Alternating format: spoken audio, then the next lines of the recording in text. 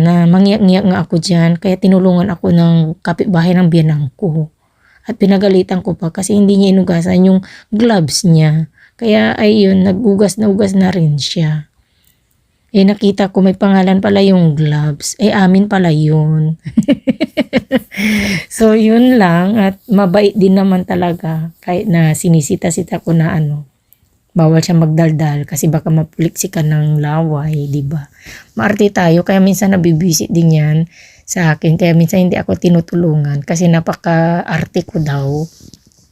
Ay dapat lang kasi pre-preserve natin yung pagkain na yan. Ay dapat hindi pwedeng matalaksikan ng laway. Kaya hindi kami pwedeng magkwentuhan. So, pag yan ay ginagawa mo talaga, dapat malinis. Kasi nga, hindi mo na talaga mababawi. Paano kung nakain mo yung marumi, di ba? Kaya, napaka-arte ko daw, sobra. Kaya sabi niya, sobrang mapalinis daw, ay hindi daw masarap. Sabi ko, pambihira, hindi naman yung totoo. Actually naman, napakasarap din naman yung aming kimchi. Hindi ko lang alam kung bakit. O diba, gustong-gusto ng mga taga-katrabahuan ko yung kimchi ko. Kaso nga lang, buhog na. Sobrang dami. Ayoko nang kumuha ng 300 pieces. Nasa 60 piraso pa lang. Sakit-sakit na ng katawan ko. Nagkumpisa ako ng Saturday ng umaga. Nabot ako ng Linggo ng gabi na. Kaya nakauwi kami ng bahay is na, madaling araw na. So, paano ako papasok ng trabaho niyan? Pagod na. So, yan, nagpahinga konti yung kamay namin dahil nagkulang ng chili powder.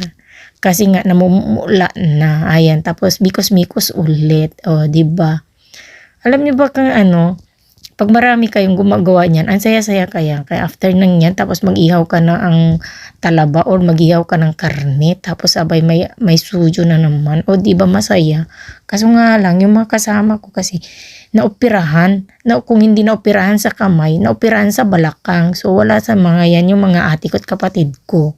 So nagsarili talaga ako. Lahat-lahat.